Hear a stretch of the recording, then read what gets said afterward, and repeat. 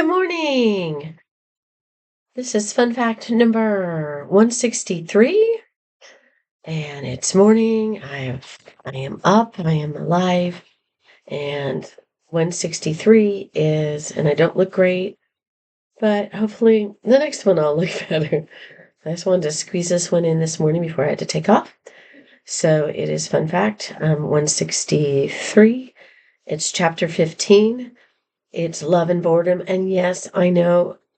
When I play my flute, you couldn't hear it, so I will play that song again and another song just to make up for not being able to hear the song that I was asking you to guess last time. So this is chapter 15, fun fact 163 of Children of Light, and it's called Love and Boredom. Here we go. Back at the village, everything was going smoothly. Couples were falling in love, dancing, singing, and learning. There wasn't much to do. Ariel and Repsaj met with Newly and Trevor to create a joining ceremony. Vladimir hung out with the birds and made musical instruments to play. He called his Samaj on his shoulder Fred. Andrea and Sips gathered plants and food. Hobarth and Ryan were inseparable. Tox and Tyler were inseparable, except... I must be returning soon, said Tox. Let me go with you, please, Tyler begged. She did love him. She really did. But she did not want to. She did not know how. She convinced herself that it was all part of the plan. Not yet. It might not be safe, and I cannot bear losing you. Also, I'm not sure if I can trust you yet, Tox said. You wound me, Tox, Tyler said, and in a way she was hurt. I'm sorry, but you must admit, the thoughts of destruction and conquest still fill your mind, and you still hold Hobarth in a mind link. So what else would you have me say or do? True, but you thought I was full enough to trust you now. We're so stupid with love that I cannot see past your tricks. I know you, Tylo. I know you better than you know yourself. I'm bored, said Vladimir. Life here is too easy, too perfect. I need a challenge. What can I do? You've done so much already, said Aura quizzically. Do you have children in schools? Do you have children in schools? Children, Pace asked. Schools, Aura asked. In a way we do, Vladimir, Ryan said as she approached him. You want to teach about Earth and Earth things? Yes. Let me introduce you to our giver of knowledge, to the new lights of Seti Starians, Porto. He sits years of wonder under that distant titan. Come with me. As they walked towards Porto, Vladimir noticed that Porto had a book in his hands. It was the first book Vladimir had seen on the planet. He has a book, Vladimir said. Yes, the only one we have. Porto and I are the only ones who have read it. Riel brought the volume with it when it came back from its travels once. May I ask you a question? Feel free, smiled Ryan. Why do you say it, and where did it come back from? Vladimir had been wondering about the use of the word it towards Starians for quite some time. I say it because I never saw Riel transform into human form, so have no idea of its gender, since in our natural state we are genderless. If we transform into other life forms, we may be female or male, depending on the life form. When I was a Nodge, I was male. Rio came back from many places throughout the universe. One place was your Earth. He shared the transforms he gained while in light form to me, and I'd share some of them with others as light. Many of us never used the human transform until you arrived. None of us saw Rio transform. So the book could be from Earth? Vladimir asked. Perhaps. It went many places. And the book seems to be written in many languages, yet no language at all. For in human form, I see different words than when I am in Starian form. The book may conform to its reader. As Vladimir stood in front of Porto, he asked, "What book is it that you are reading there?"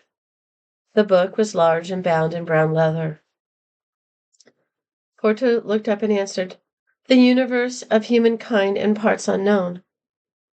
The author is someone called Running Tree. The book speaks of the evolution and history of man in contrast to the universe and of other beings in the realm of the universe. It also talks about the history of Seti. He must have been a wise man. Running Tree wrote a book? He barely speaks. He really writes. For such a volume, he cannot have written in one lifetime. I've never heard of this book, and I am quite a scholar of the written word. I brought many books with me on Zeus, and if it was by Running Tree, I'm sure everyone on Earth would have read it. I don't understand. Perhaps there was another Running Tree, or perhaps your friend Rio helped him write the book, or met him and just used his name? Vladimir said, astonished and amazed. Porto was an old-looking, almost neon-black fellow. In his natural form, he was a black light. He wore a gray robe with a white sash that glowed a slight purple hue. He rarely became excited or enthused, but suddenly this solemn, quiet being burst into a curious fervor. "You, New Running Tree? You have many books? With you? How many? What kind? Can I read them? How do we get them? Who is Running Tree? What particular magic does he have? Do all books continue to write themselves?" This last question baffled Vladimir. He thought, "Do all books continue to write themselves? What does that mean? That is like asking if all computers are droids and robots. No, not even that. He is asking if thoughts can write themselves and be revealed physically. No, he's asking if... Did I say something wrong?" Porto asked shyly. "No, I just don't understand your last question," said Vladimir. "This book. Every day. There's a new chapter or page, a new thought," said Porto shyly, inquisitive. "No, most books do not perform this function. No book I know of continues to add to the story after the story is finished." "Perhaps the story is not finished." "Yes, but for physical space to be manipulated in such a way that the book could be written, someone has to write it. It's difficult to explain." "There is never a need to explain fully. Some mysteries should remain unexplained. Often I find it unwise to know too much. We knew you would visit us soon because the book said that it would be so," said Porto. "Perhaps I should not have revealed that knowledge." "I have to think on this, Porto, but if you let me read your book, you are welcome to my library. We will have to communicate with Zeus to collect my library, some other things, and send some pods down full of earthly wonders. In return, I ask to read your book," Vladimir said. "We will have to ask Ryan," Porto said. Ryan, who had craftily slipped away during Porto's enthusiastic questioning, would have to approve anyone reading of the book outside herself and Porto. "Of course. Will you tell me about Running Tree?" Porto asked. "He isn't in your book?" Vladimir asked. "No. Should he be?" "Yes. That is really strange. Let's ask Ryan about me reading the book. See if Hobart has finished fixing the communication equipment, and then perhaps Celia too, and Celia too will shuttle down. She would be the best one to inform you on Running Tree." Vladimir concluded and then sat down by Porto, who closed his book and began to discuss the beginnings of humans and Setians as creatures. Porto told Vladimir the type of schooling Setians received and agreed that an official schooling for the young, which included Earth teachings, would be of high value. He could not foresee Ryan objecting to the event, but he thought that much work would need to be done. He thought Vladimir and himself should begin structuring the school immediately.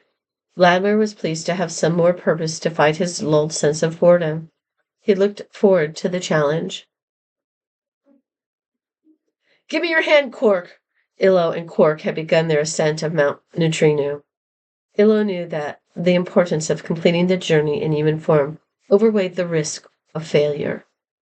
The gnomon and Starion joining in the great task in human form to face the invisible light at the top of Mount Neutrino was a symbol of a hopeful future.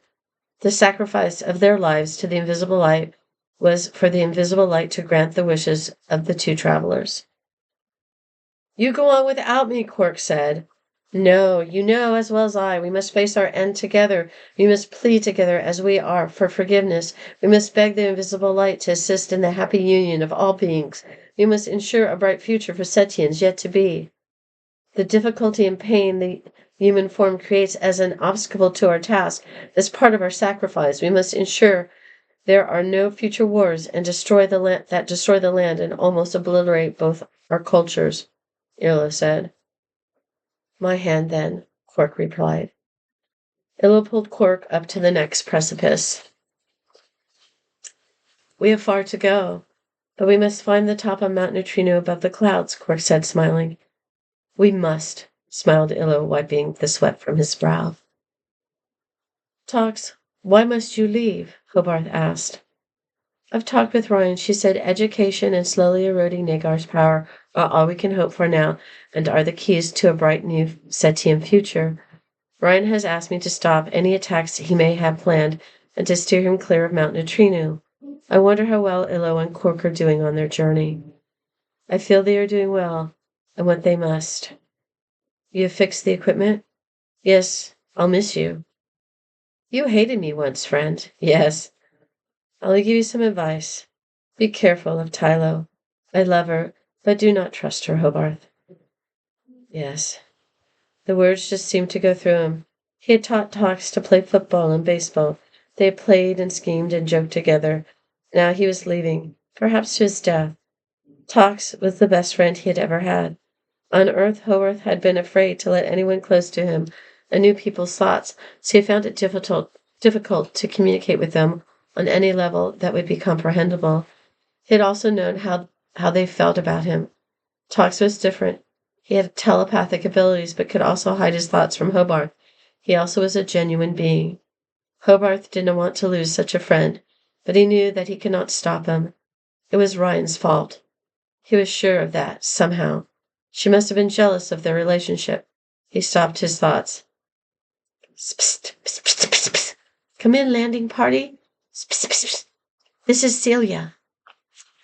So that's the end of Love and Boredom, Chapter 15 of Children of Light.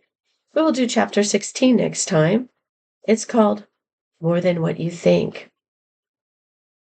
Thank you all. I found some typos there while I was reading, and I hope you're having a great day. And ciao, bellas.